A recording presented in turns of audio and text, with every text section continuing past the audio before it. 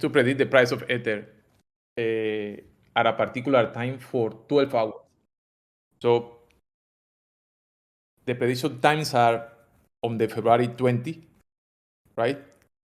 From 1 UTC up to 12. Notice that the time is UTC, and you need to be aware of the difference of time depending on where you are living, because for the submissions, we check that the submission have been done before this time UTC. So there will be in the prediction 12 values, meaning the price of Ether that your algorithm predict at 1, at 2, at 3, etc. until 12.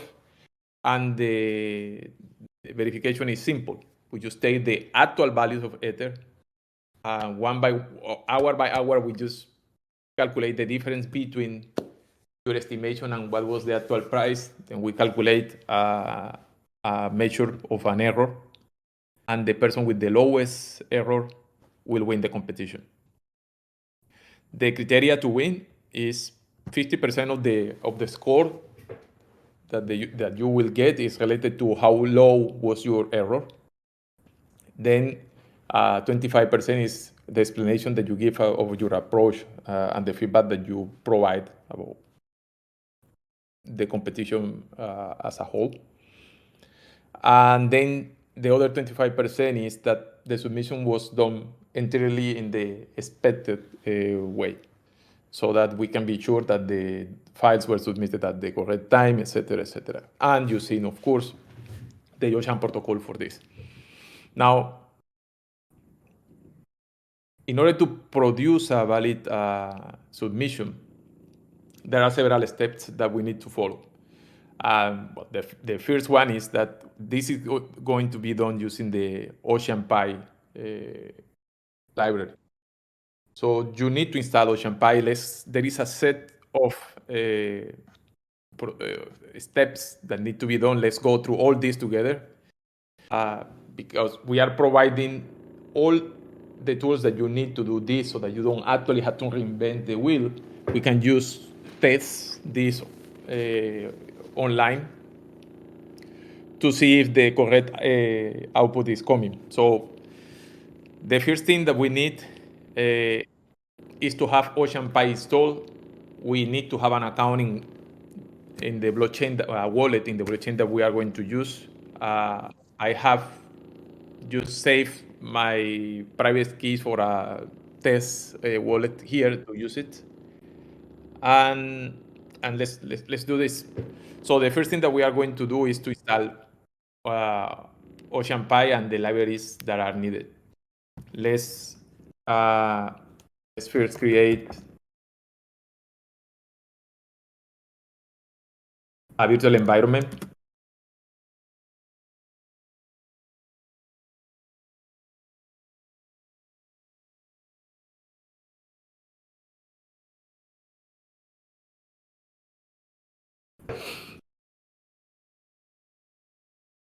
And once that is created, let's activate it.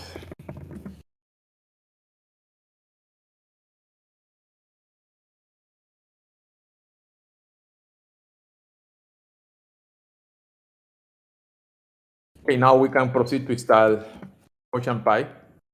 So the name of the library is OceanLib.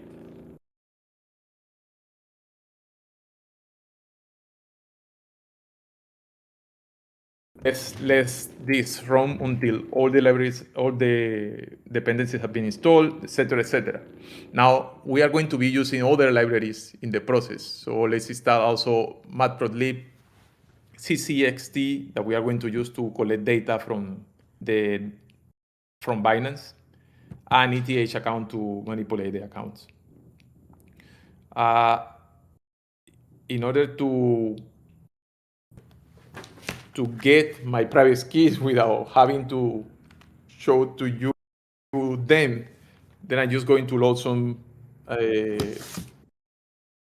environment variables that I had previously saved in an M file here. So I'm going to be installing at the same python.env for this.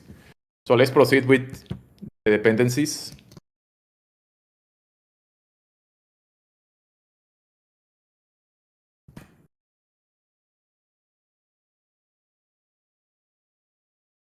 Then after that, we need to create the accounts. I have done this step offline so that we don't lose the time going to Mumbai, getting gas, etc., etc. And actually, instead of using Mumbai, I'm going to use Goerli. So first, let's use install.m, python.m.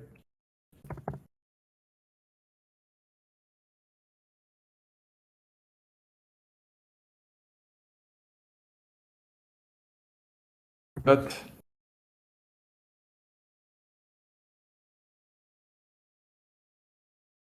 and this I'm going to, let me just go to Python directly.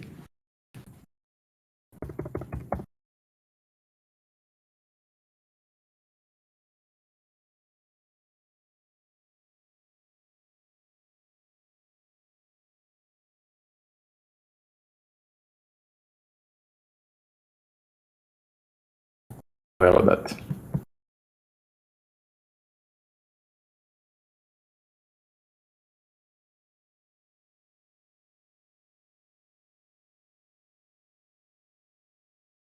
So, I mean, this is a step to actually load your variables. It's not something that we need to perform when submitting via Ocean, right? No, this is just because in order to not to display my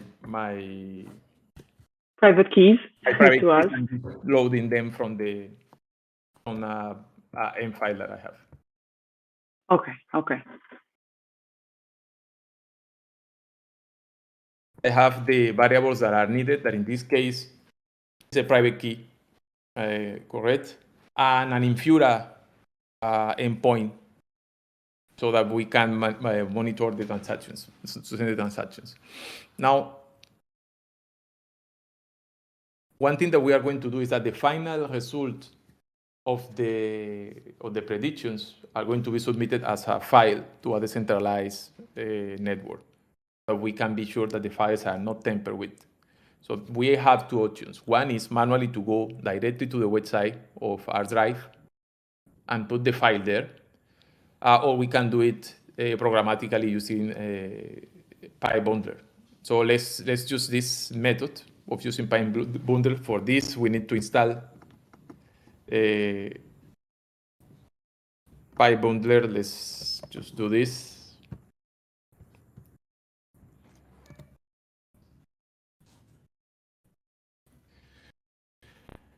And we also need to install the npf package for it. We have a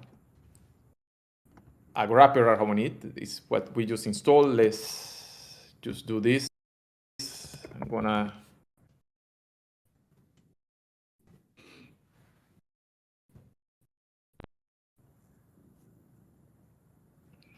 now, once that this is done, this is gonna allow us to communicate directly to the network algorithmically and send the results that we are expecting to get.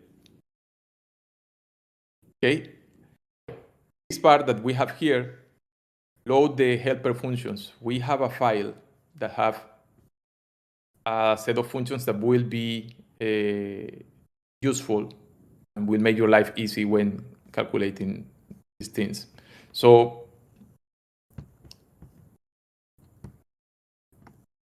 let's load this this file into the Python console. I already copy and paste the file directly so that I have it in my local in my local hard drive.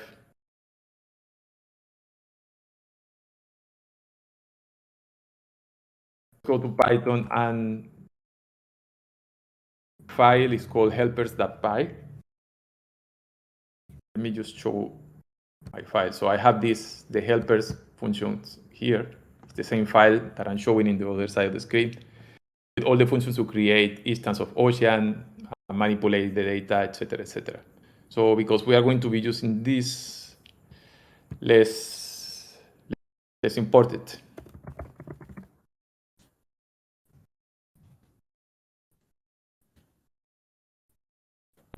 For everything that is inside.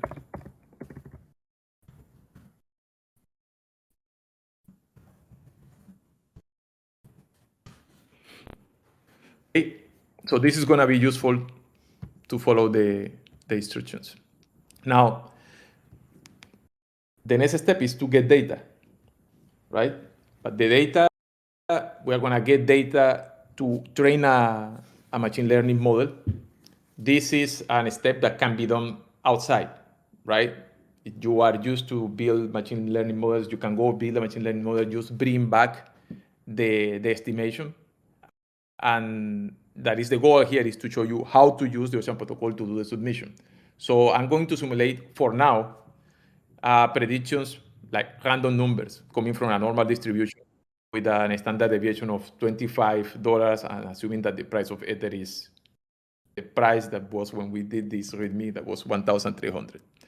So let's just go to Python, create the variables mean and standard deviation, and create our prediction. So right now we have in the variable pred bat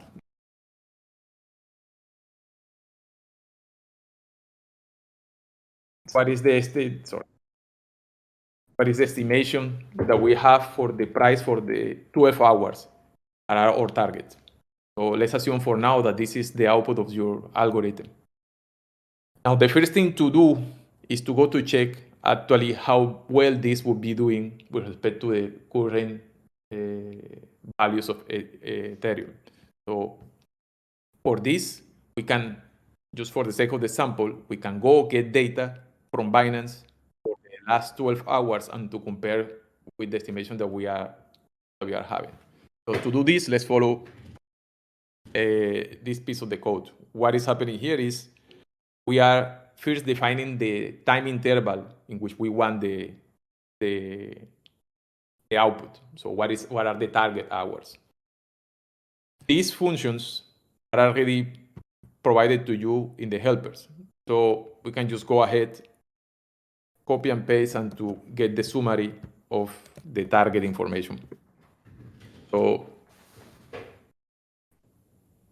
this is the period of start at 4 on the 30th of January, finishing at 3 a.m. on the 31. Now, this is just the dates for which we want the estimations. Let's now collect data and assume that we are validating the results of our algorithm. What is happening here is that we are using the CCXT library to connect to Binance and to get the data from Ethereum with respect to USDT in intervals of 1 hour. This is going to return an array that have 4 values per row. The 4 values are the open price, the higher price, the lower price, and the closing price of Ether at every hour, right? And also, it will contain the timestamp for each one of these values. This timestamp is coming in milliseconds. That's why the first thing that we are doing is just transforming the data to have it in seconds by divided by 1,000.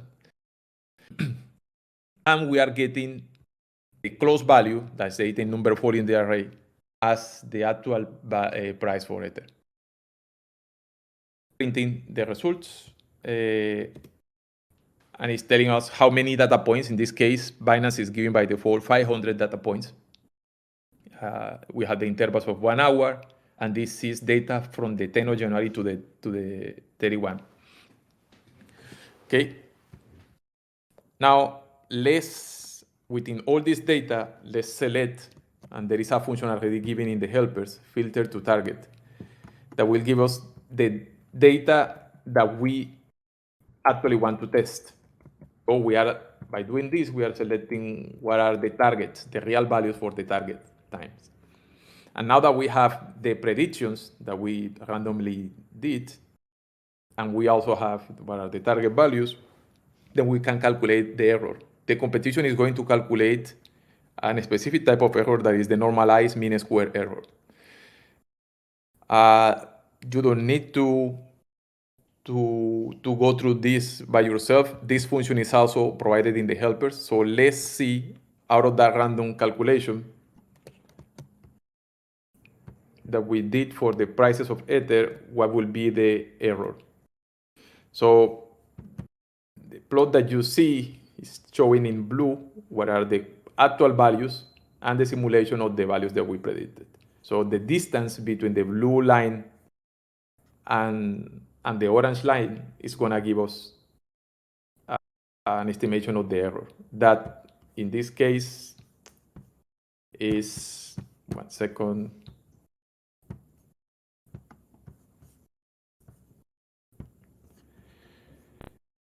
is 0.028.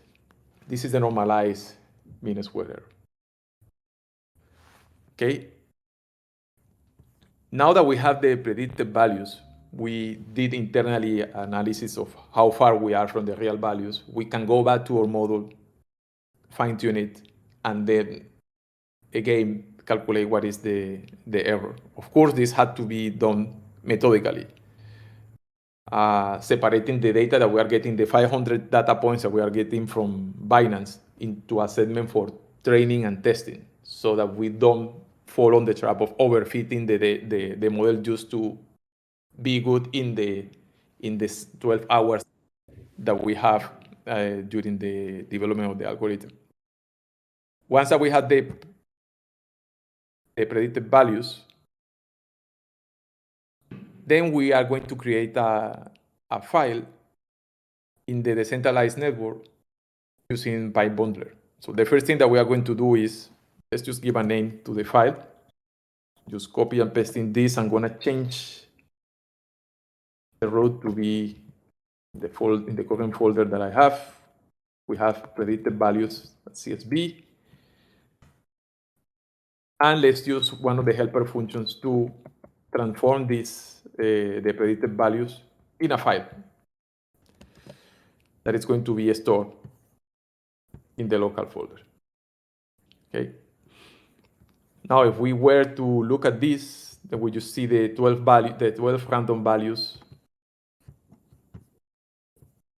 that we generate earlier. So this is our prediction. This is what we are going to submit to the network, and this is the asset that we are going to provide through Ocean protocol to the judges. Now, how do we put this file online? As I said at the beginning, there are two mechanisms. We can go directly to the website, put the file there, pay either in Matic or Ethereum for the storage, or we can do it via PyBundler. Because we start at the beginning PyBundler, let's try to go this way. So let's just import the library into the console. We already had the file name on the previous step. And let's generate a transaction that will return the URL. The error that you see here is telling me that there is nothing defined as Alice wallet, right? And it's the wallet that we are going to use to pay for the transaction. So in order to get this wallet, the helper is providing a function. Let me show you directly. The first thing that we are going to do is to create an instance for Ocean. The only parameter that is required here is the name of the network that we are going to use. We are going to use GoEarly, so we can go ahead and call this function in the console with GoEarly as a parameter or a string. This Ocean,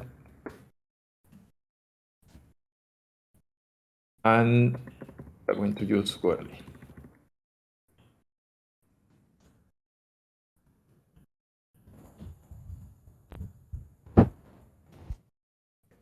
Now we have an instance of the Ocean protocol.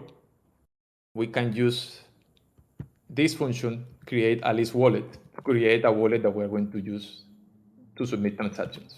and to create the assets in the Ocean protocol. So it's called Alice wallet.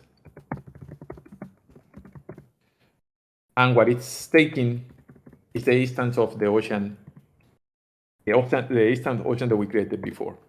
So this is created a wallet, and it's showing me the public address, and it's also showing what is the balance of this wallet in Goerli. Now that we have it, then we can go back, right? And then the wrapper is just going to start running the necessary transactions to submit the file using PipeBonder. Once that this is done, we are going to be left with a URL, and we are going to use this URL to create an asset in Ocean protocol. So this is what we are going to do. Creating an asset in Ocean protocol, as the name is saying, we are creating something that can be tokenized, and therefore it can be monetized. By creating an asset that what we are doing is we put information in the protocol that we can sell. How do we sell? With a token. So at the same time that we create the asset, we create a token for it. And each token is the price that people will pay for having access to your asset. Whoever creates the asset have absolute control about what is the price for accessing that data or algorithm, right? Or to whom these tokens can be transferred, et cetera, et cetera. So let's go. The process to create an asset is basically 2 lines of code. And let's go through it. The first thing is just to define a name for the asset. In this case, let's call it ETH predictions, right? And then we are going to create the asset, and it's going to return an NFT that is a unique identifier for the asset in the network, a data token that is a ERC20 token that can be used to grant access to the asset, and an identifier, a DDO, for the asset that contains metadata of what is in the asset, et cetera, et cetera. Now, the parameters that are necessary for this, we are going to use the Ocean instance for this.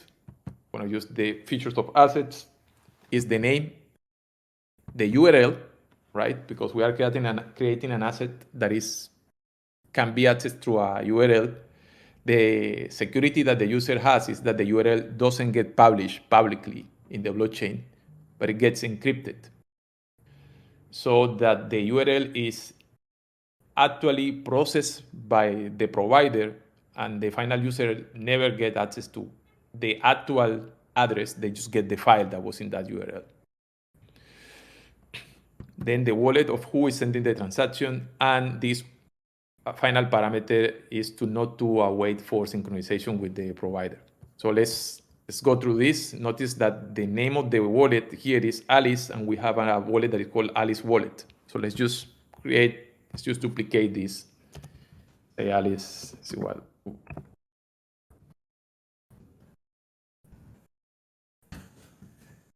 Let's go through the creation of the asset and the data token.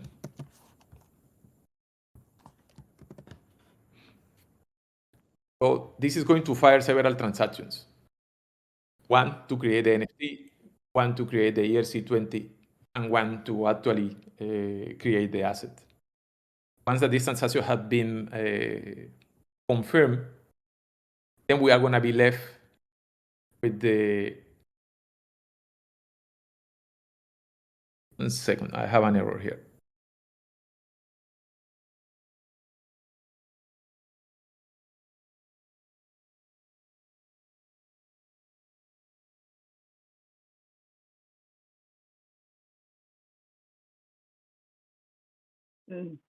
This is lovely. You know, when you demo, you always get errors. That's the reason doing this. Always. It happens always. Just need to check the creation of the Ocean instance.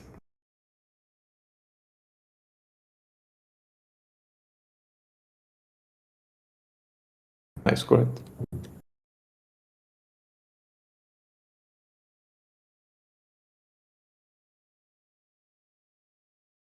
So is it maybe the girly network that has some errors right now? It may be. I'm gonna try this again.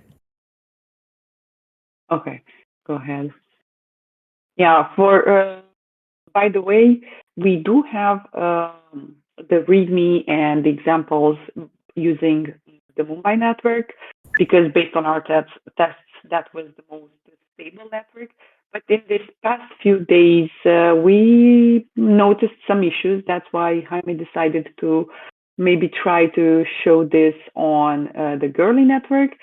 And it looks like it started. But you can always encounter these errors. Like this is the blockchain world. Sometimes transactions failed for various reasons. I don't know, maybe the gas, maybe something else, maybe the network was congested for that minute when you submitted. So if you encounter this kind of errors, retry, especially considering that you're using a test network and not actual money are not involved, you know? So the output of this, once of the three transactions pass, is that you will have the asset that you want to submit for review. The way to allow the judges to check what are your predictions is to actually send a token of these data tokens that you have created.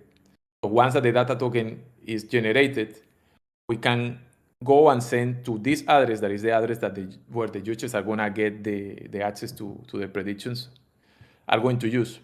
So from the data token, what you are gonna do is just to mint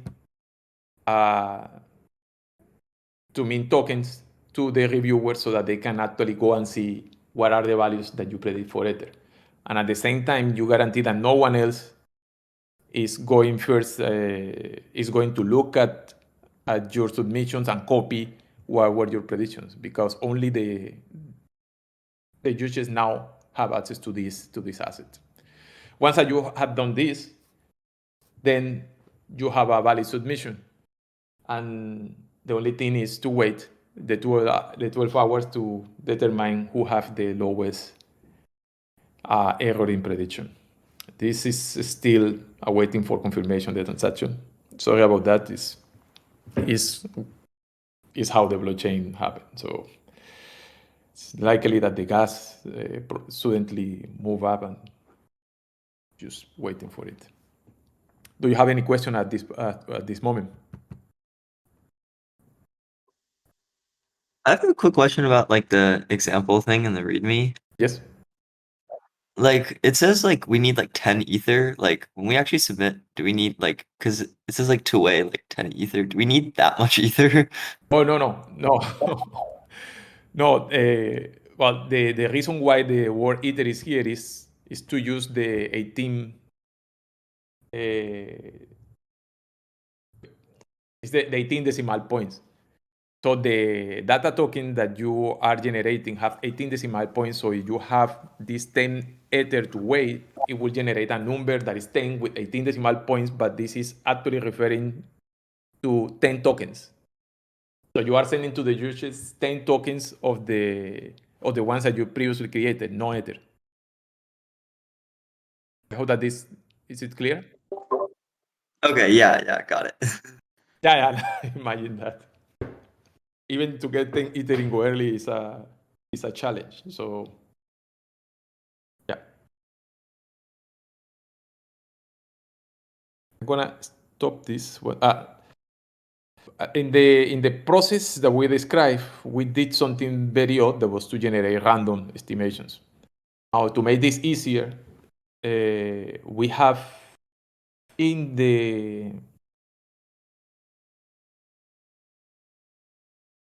examples. So this is a simple example using Profit, which you basically get the data, in this case, again, from Binance, in the same way that we did for the previous example. And you feed it into Profit directly. You train the model with the trained data that you have. And this is, of course, a toy example, because all these models need to be fine-tuned to produce good results. In 2 days, we are going to provide a elaborated example on top of Profit that actually goes into the task of setting up all the fine-tuning that you need. So you can basically run this to have initial algorithm with good predictions. So what this is doing is training the model, but at the same time checking for the variations in possible parameters. The main parameters that is changing is how strong the seasonality is going to impact the final model, or how flexible the model is in modeling trends, for example. With this set of parameters, at the end, you will end up with a series of, let me show you. This is gonna take some time, about 30 minutes, just running and looking for what are the best parameters for the model. But at the end, you should have an array that is showing you, let me go with you through this. What we see here is for each combination of parameters, what was the error, the mean square error that the algorithm got in the validation data. The way to understand these numbers is we can directly kind of say this is proportional to an error of $400 in the estimation of the price, which you can see is pretty bad. And this is what you will get by running the model that we present here without any optimization. As the parameters are being fine-tuned, you can see that in some of the cases, the error start decreasing and suddenly the algorithm start getting better. Now, half of the previous error that was 400, now is 200. At the end, after looking at all the space of parameters that we allow to, it's finding an average error in the estimation of $88.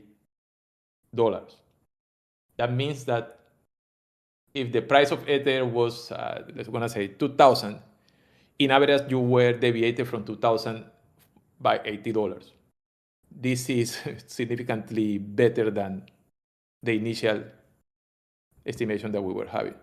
And then, of course, you can then, now that you have a model that more or less is giving you predictions that are competitive, then you can start adding new features, or maybe using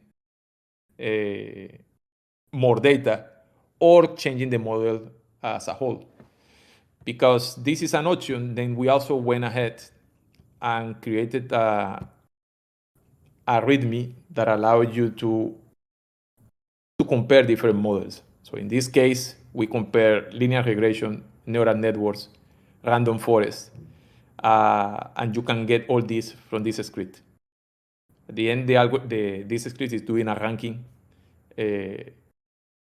about among the algorithms to see which one was the best. This also includes support vector machines. The algorithm that was doing better in this example, the data that was built was a random forest, but was also one of the algorithms that was taking longer to train, right?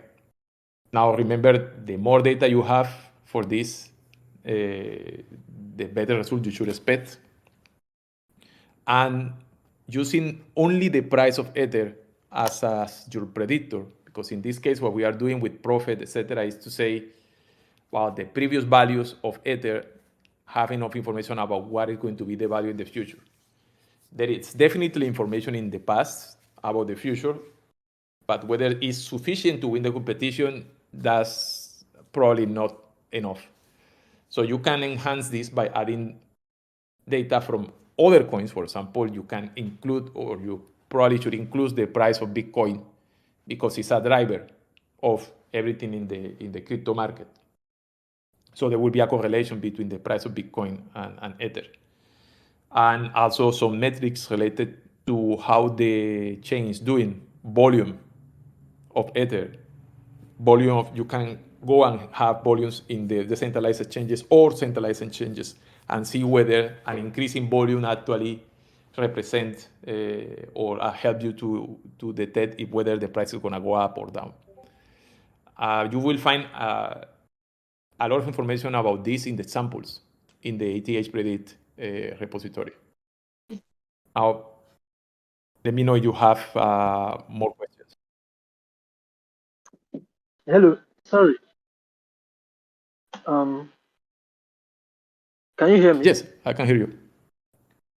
Okay, yeah, I noticed when you were giving an example above, when you called price data from Binance, you used just 1 month. Do you have any idea how much data Binance gives? Price data. Yeah, by default, they allow you to get up to 1,000 points. But then, because we are getting the data per hour, so you have up to 1,000 points, 1,000 hours in the past. But the API allows you to say starting from where. So if you pass the call that we presented as it is, it will give you the latest 1,000 hours, right? But you can go and say, okay, give me 10,000 hours, but from December, the last time point was December 31. Then you get previous to that, and then you can just keep doing it and moving and moving. In the other example, and it's also a possible source, let me share the screen again to show you. In this example that I was showing here with the notebook, instead of using Binance and using a library that is called Y Finance, and I can get data per hour up to 2 years, right? So I have the last 2 years of the price of Ether per hour. If you want more than 2 years, then definitely you need to increase the period. So now if you go for days, for example, then you can actually get the Okay, data from 2010, the last. okay, makes sense now. That means it's far better to use other sources now, apart from Binance. Can you repeat that? Sorry. That means it's better to use data from other sources. Or can we combine the data from Binance, from Y Finance, from wherever? Exactly. Yeah, this is a good idea. So you can combine the data, of course. It may be that there is information there because the timing between exchanges, more if it's Binance or as decentralized exchanges, may actually be indicator of some rules that you may learn or that your algorithm may learn about how to do inference. And thinking about that, we also include in the repository several sources, right? So we have Binance through Ocean or through CCXT, but CCXT also allows you to use other exchanges. You can have Kraken, etc., etc. And there is this example that allows you to get data via the graph. So you can actually go and get the data directly from Binance, for example. Directly from Uniswap of what is the price or what was the price in the pool of Ether versus USDC or USDT, etc., and combine it with the data that you have from Binance, etc., etc. So yes, it's a good point. Okay, thank you very much. I have a question. Hello, can you hear me? Yes, we can hear you. Okay, I have a question about the evaluation because depending of the data from a different exchange, the score can be different. Yes. So for example, the price on Binance is not the same on Kraken, and so I was wondering with which data you're evaluating the score. yeah, the evaluation is done with data that is coming from Binance. Let me share again my screen. I'm sorry. Okay. I wasn't sure. Yeah, 1 second. So if we go to the description of the challenge, there is a appendix that is saying what the users are going to do. Right? So Okay. they are going to do Okay. exactly what is in here. So that means that they are going to get the data from Binance. From Binance. Okay. Thank you. I just wanted to jump in and explain real quick two things. Binance, if you are American or on an American IP, won't work. So you need to VPN if you're going to use the Binance API for prices, or you could use CCXT with like Kraken, for example. Just knowing that the judges are going to use Binance, it may be beneficial to run a VPN if you have access to one to be able to use the Binance API. And then the other thing I wanted to mention real quick is if you have trouble creating the data token, this is always possible to do via the Ocean Market as well. If all else fails, you can go to market.oceanprotocol.com and then publish your algorithm there, and then take the DID and then send that to the judges in our, or send that in our dev support channel so that we can see maybe why that token isn't being able to be transferred, or if you need additional help. You can even, when you publish using the Ocean Market, there's actually a button to be able to add to your wallet the token. Then you can actually send that from your wallet to the judge's address also. So that's an alternative way to submit. Of course, programmatically, we would prefer that you submit and you know, sending us any feedback on how that flow goes. But there is another user interface to be able to do that as well. Jaime, do you want to comment on that at all? No, I think that you explained very well. Yeah, there is a limitation in the Binance API that if you are requesting this from a computer that is in USA, just block it. So as Veronica was explaining, you need to do this through a VPN in order to access that data or to collect the data from other sources. I think that's it. And yes, definitely we have the Ocean Market. You can create the assets directly in the Ocean Market. Programmatically is probably better because you will be writing an algorithm already in Python or any other tool to predict the price. So it's just easier to have these extra 2 lines that will create the asset and the token and submit it to the judges. But if you're running problems, then definitely you can go directly to the Ocean Market, as Veronica is explaining.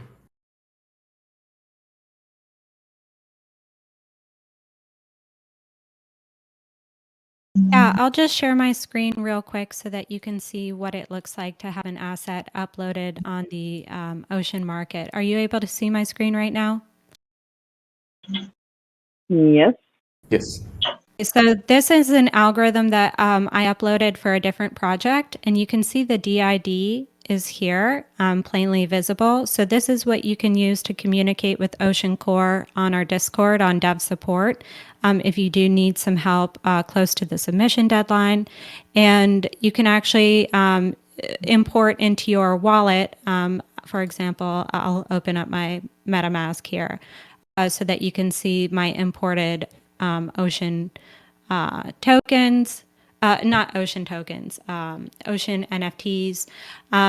You can import it in your MetaMask and actually be able to send that asset to the judge's address, which is in the README. The judge's address is here. So that's one other way to go ahead and do that.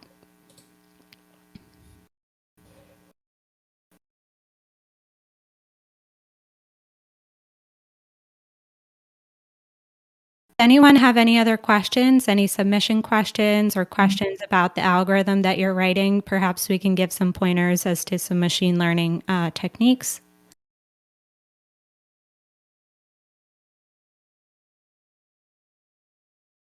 Hey guys, Manan here from the sites. I don't have a particularly question, but just a pointer that apart from Binance and other sources of data where you can get like the trading data sets, there are also other sources of data like Twitter, Ethereum Foundation news or blogs where where the publishing of the blog post or trending of the ETH ticker on Twitter might correlate with the price swings. So that might help you guys with an important feature for the accuracy of the price as well.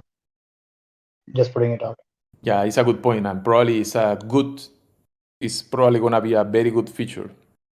Yeah, even getting data from Twitter to do sentiment analysis and make this part of the algorithm is definitely a good idea. Thank you for that.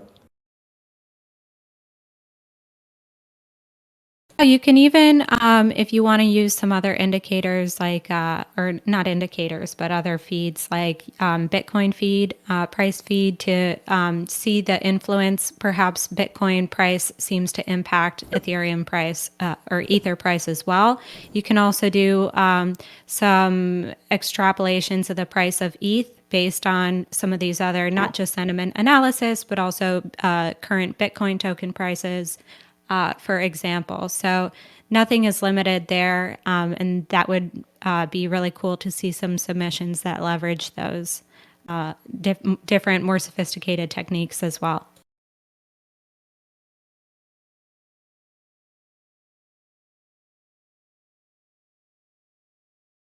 I have a question, another question. It's about the slides that you mentioned on the README. You say that we have to do some 10 slides. I don't know if it's, how do you get these slides? How do we send you this slide?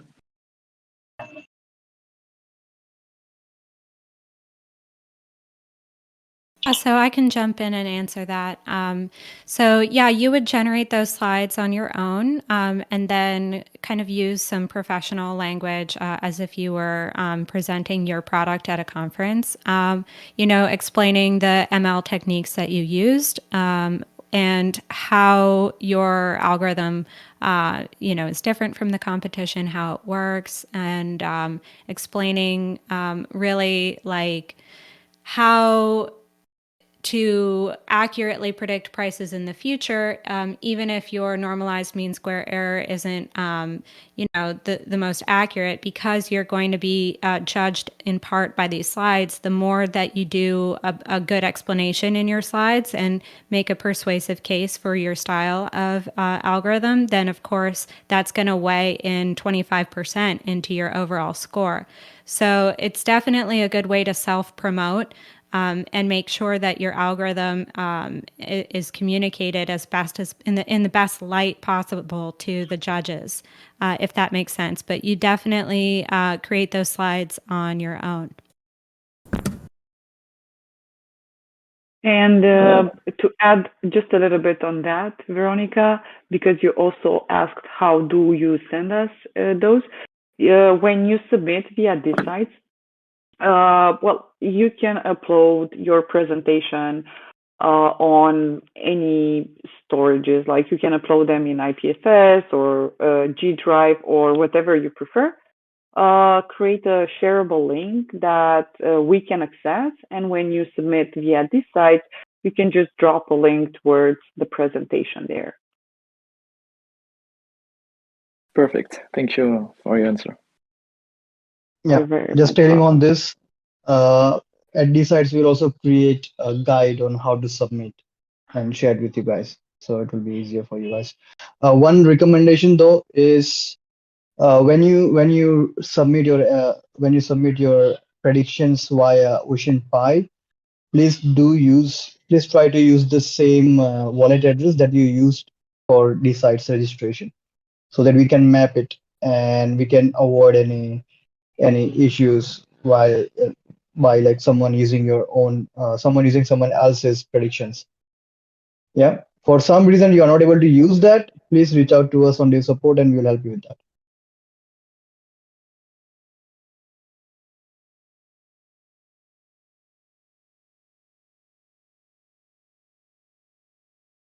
Any final questions before we part ways?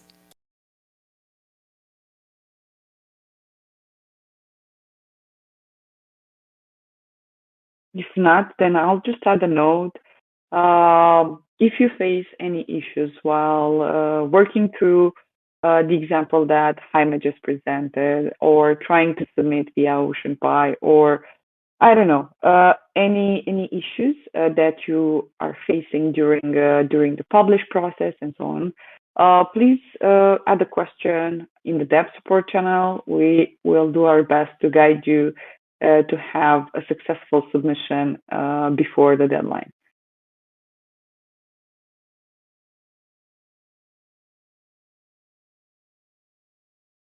Is this thing today like recorded or no?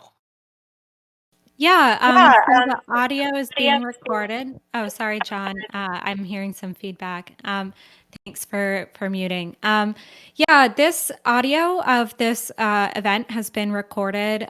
We will post some of this content on our social media, so be on the lookout for that. If you are still having questions, of course, dev support will be here also if you need to rehash some of the points from this conversation. So, any final questions? If not, we can go ahead and stop the recording and stop the meeting.